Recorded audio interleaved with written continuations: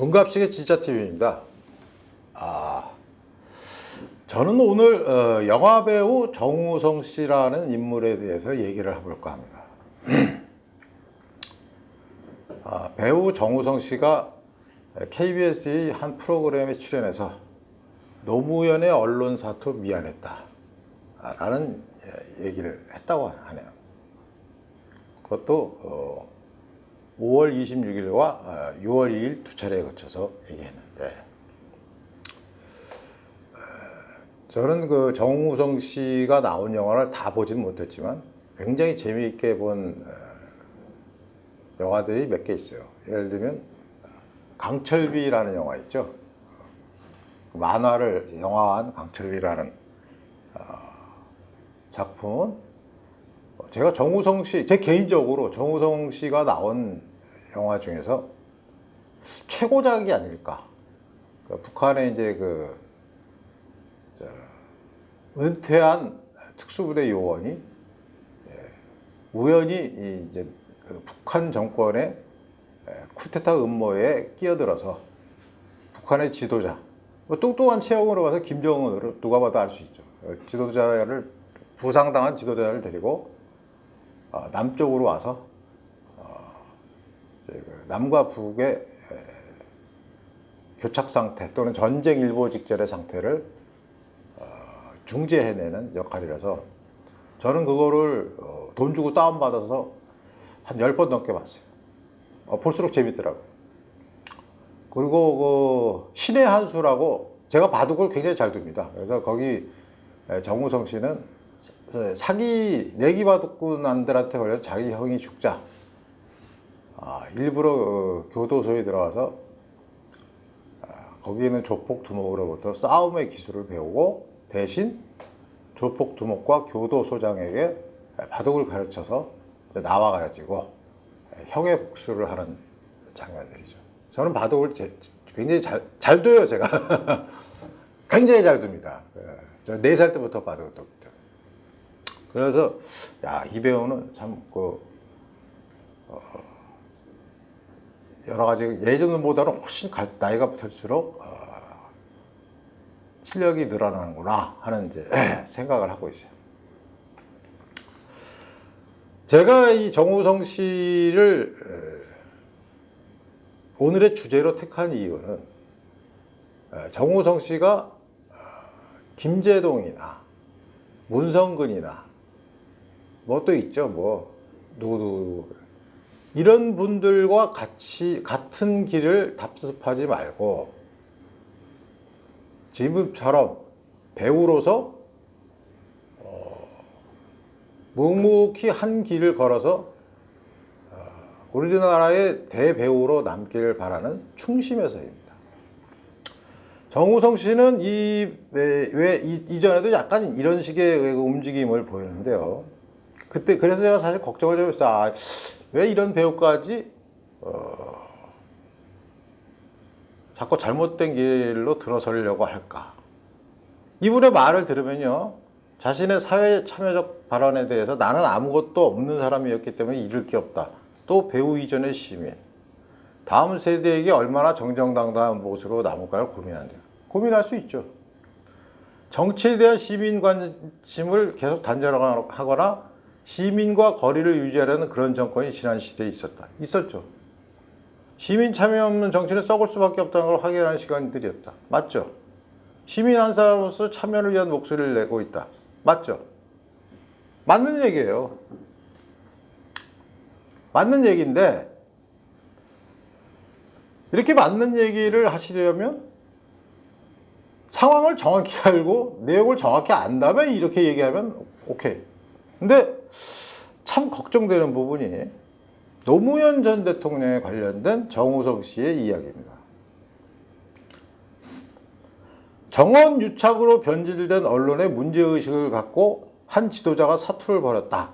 이게 이제 정우성 씨가 문제의 저널리즘 쇼에 나가서 한 소리입니다. 그가 퇴임 후 언론이 그를 공격할 때 우리는 굉장히 무덤덤하게 관조했다. 그것도 미안했다. 이것도 정우성 씨가 한 소리입니다. 저는 정우성 씨를 진심으로 아끼는 마음에서 노무현 정권 당시와 그 이전의 정권에서, 그렇죠, 언론에서는 어떤 일이 일어났었는가를 알려드리고자 해요. 사실, 이건 팩트가 아니고 역사사자의 실자입니다. 진짜 있었던 일이에요. 대한민국 언론의 가장 고질적인 문제는 재정의 자립이었습니다. 재정 자립. 즉, 빚을 꾸지 않고도 직원들의 월급을 줄일 수 있는 회사가, 신문사가 우리나라는 단 한 군데도 없었어요. 70년대 이전까지. 사실입니다, 이것은. 그럼 어떻게 돼요? 경영인들은 사채를 빌리러 다니거나 뭔가 그 기업체를 협박해서 돈을 뜯어내서 그거 갖고 월급을 줄 수밖에 없겠죠. 재작년에 돌아가신 저희 신문의 방우영 회장님을 저는 언론인, 제가 존경하는 세 분 가운데 으뜸으로 꼽습니다. 그분이 조선일보의 큰 어른이셨기 때문에 그러는 게 아니에요. 그분 말 한마디 한마디가 맞는 얘기입니다. 그분이 본인 입으로 그랬어요. 기자들이 월급을 제대로 받아가야 제대로 글을 쓰지. 호주머니가 비고 집에서 가족들이 굶고 있는데 그런 사람이 어떻게 제대로 된 글을 쓰겠나. 곡필아세라는 거는 제대로 월급을 주지 못하는 회사에서 생기는 일이다. 저는 그 말에 100% 공감합니다. 그렇게 해서 재정의 자립을 이룬 신문이 한두 개씩 생겨났어요. KBS나 뭐 MBC 같은 경우는, KBS 같은 경우는 공영 뭐 시청용가로 국민도로 왕창 뜯어냈기 때문에 걔들이야 뭐 흥청망청 썼는지 어떻게 그런지 그건 모르겠고, MBC나 SBS 같은 경우도 무슨 이제 TV가 한참 잘 나가던 시절에 광고료가 팡팡 들어오니까 좋은데, 신문은 그렇지 못했죠. 그래서 저는 감히 단언컨대 1980년대까지 신문사로서 재정 자립을 이루는 신문은 세 군데밖에 없습니다. 조선일보, 동아일보, 중앙일보. 나머지들은요. 다 기업체 협박하고 무슨 기업체 사주나 뭐 일가의 비리 뭐 이런 거 이상한 거 잡아서 협박죄고, 쉽게 언론계 용어로 엿바꿔 먹는 거죠. 그렇죠? 엿바꿔 먹는 거예요. 그래갖고 요새 기레기라 그러지만 그때는 하이에나라고 불렸죠. 왜 하이에나입니까? 썩은 고기 쫓아다니는, 힘없는, 권력이 있을 때는 못 덤비다가 권력이 상처를 입고 내리막길을 걸을 때는 뒤에서 쫓아가서 물기 시작해요. 그러니까 하이에나라고 불렸죠. 노태우 대통령은 취임하기 전부터 굉장히 언론에 대해서 적대적이었습니다. 왜? 사연이 하나 있었어요.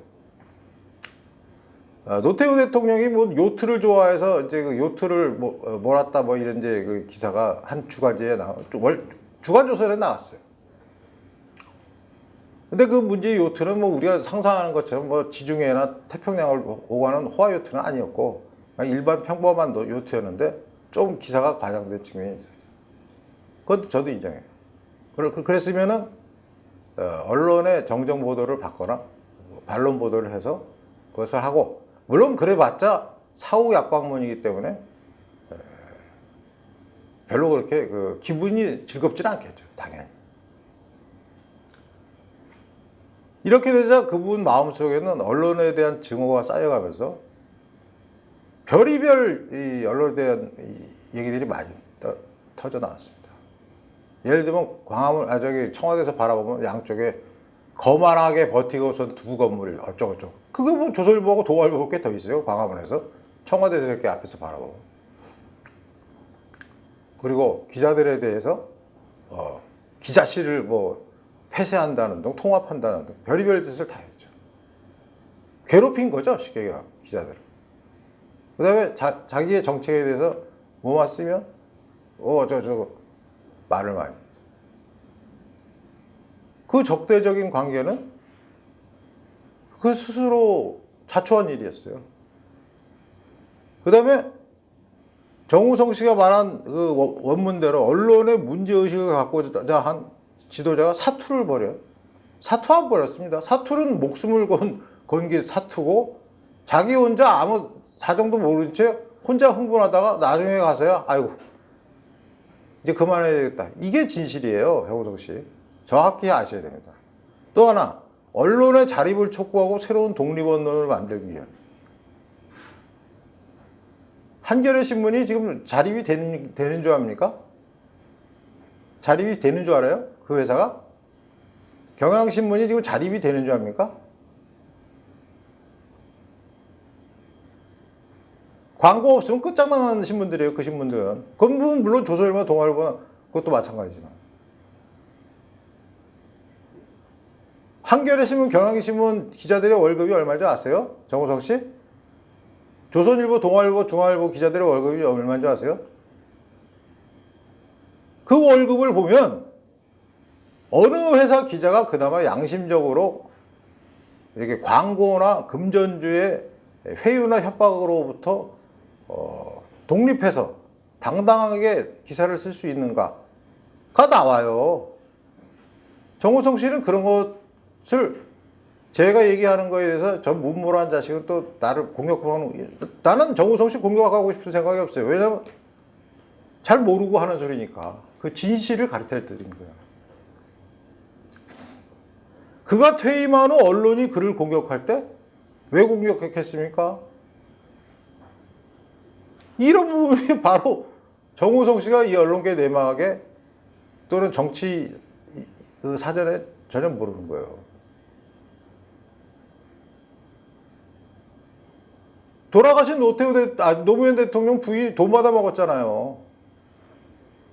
대통령한테 말도 안 하고. 그래갖고 검찰에 조사받고 나서 그 사실을 알았죠. 와이프가 나 몰래 이런 짓을 했구나. 노 대통령의 성격상 그런 거 참아낼 성격도 아니죠. 성격도 급해갖고. 그래서 어떡합니까? 자기 가족이 저지른 일인데. 처음에 그랬잖아요. 예전에 처음에 대통령 되기 전에도 그랬어요. 뭐 권양숙 씨의 뭐 부친이지 조부가 빨치산이었다고 공격이 들어가니까 진짜 묘한 화법을 빠져나가죠. 그러면 나보고 빨치산이라고 해도 그 아내를 버리란 말이냐. 그 말이 오히려 또 이른바 노무현 지지층에 대해서 감동으로 다가와서 나 그거 왜 감동해야 되는지 모르겠지만 어여간 그런 말을 피해 나갔죠. 근데 마지막도 마찬가지였어요. 돈 받은 사실이 드러나고 하니까 그때는 그런 말로야 빠져나갈 수 있지만 스스로 자살을 했죠. 그걸 보고 노무현 대통령 지지자들은 정권이 정치적으로 타살을 했다. 그러면 저는 전번에도 한번 말씀드린 것처럼 노 대통령이 선택한 길은 대단히 무책임한 행동이었다고 저는 생각해요. 왜냐하면 대한민국 총사령관을 지냈던 인물이 그까지 그 검찰 수사 뭐 해갖고 뭐 감옥 가는 거지. 그게 극단적인 결단을 막 내립니까? 그럼 예를 들어서 노무현 대통령 재임 시기에 전쟁이 벌어져갖고 우리가 일방적으로 밀리면 그냥 노 대통령처럼 국민들한테 미안해 죽겠습니다. 그러고 진주 난강에 그냥 뭐 농개처럼 몸을 던져요?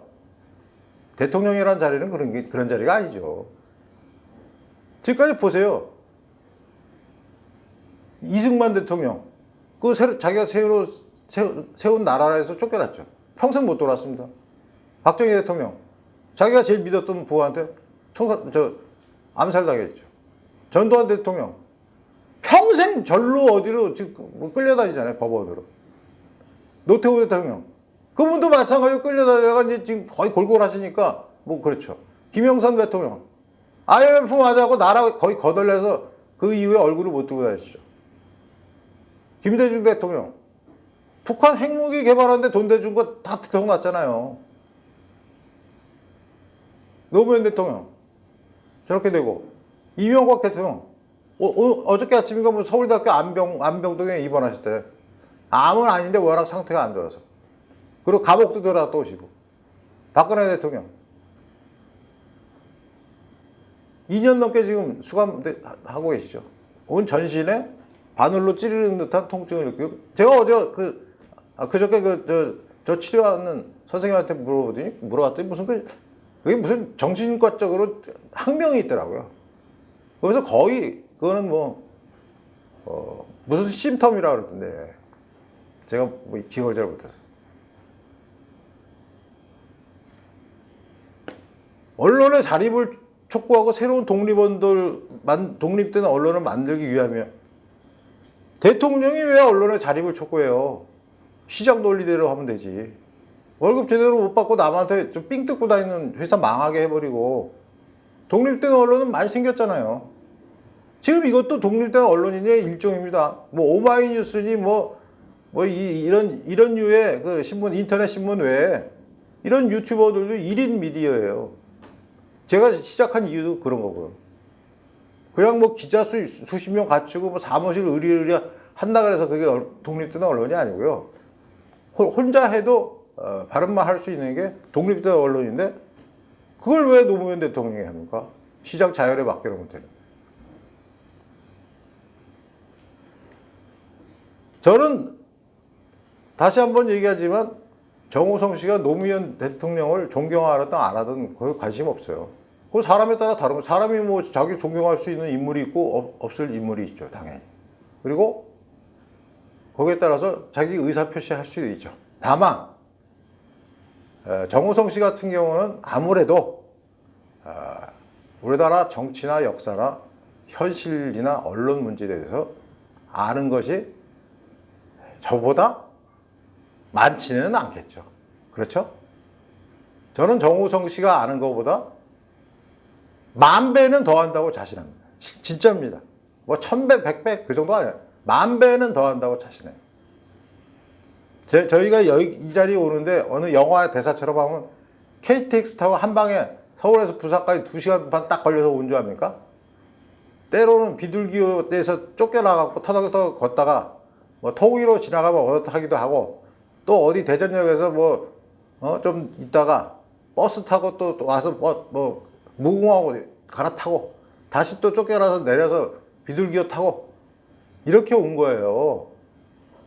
그러니까 제발 그 헌법 강의하는 모씨 1,550만 원씩 받으면서 이런 분의 전철을 밟지 않기를 저는 진심으로 기원을 합니다. 왜냐하면 정호성 씨 같은 우리나라를 대표하는 간판 스타가 왜 얄팍한 그 좌파들의 속삭임에 자꾸 본인의 전공도 아닌 분야에서 이런 말을 하는가. 그것도 사정도 잘 모르면서.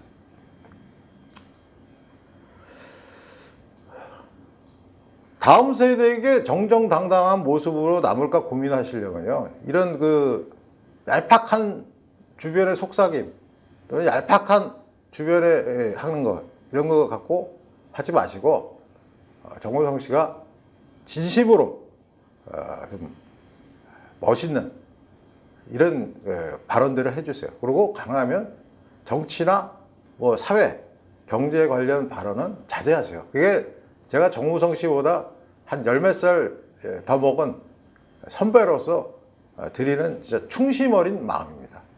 그리고 노무현 전 대통령은요, 제가 정호성 씨 아는 것보다는 한 100배는 더 잘 알아요. 노무현 전 대통령에 대해서. 그분의 좋은 점도 있고, 그분의 단점도 있고, 그분이 순진한 점도 있고, 그분의 솔직한 점도 있고, 하지만 그분의 나쁜 점도 있고, 이런 분입니다. 문재인 대통령하고는 또 다른 성격이더라고요. 저는 진짜 노무현이 언론과 사투했다, 미안했다라는 이 단어를 보면서, 야, 드디어 내가 좋아하는 정호성이도 어떤 악마 같은 주변의 속삭임에 넘어가서 저런 소리를 하는구나 하는 안타까움에서, 저는 원래 연예인들 이런 분들, 배우들 이런 사람을 이 프로에서 다루기를 원치도 않고 하고 싶지도 않은데 안타까운 마음에서 하는 거예요. 언론과 사투한 게 아니에요. 언론을 일방적으로 괴롭히다 자기 프로에 나가고 국민 혈세만 낭비한 거죠. 그 당시에 기자들 또는 각 부처의 공보관실에 있는 사람들한테 한번 물어보세요. 기자실 옮기느라고 국민 돈만 왕창 낭비하고 결국 나중에 다 유야무야 됐어요. 결국 잘못된 정책이죠. 그게 뭐 사퇴예요. 예.